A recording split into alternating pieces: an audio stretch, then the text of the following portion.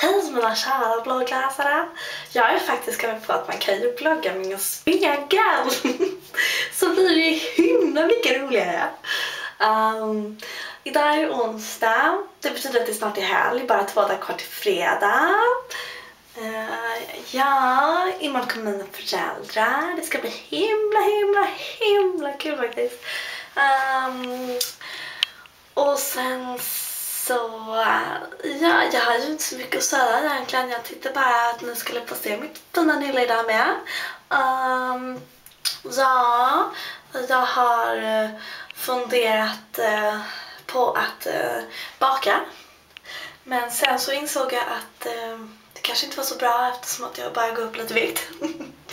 Man vill ju inte komma hem och se ut som en kanelbulle direkt. Ja, nu tänkte jag nog sluta för nu har jag ett hårstrå som hänger ut i min näsa. Ha det bra!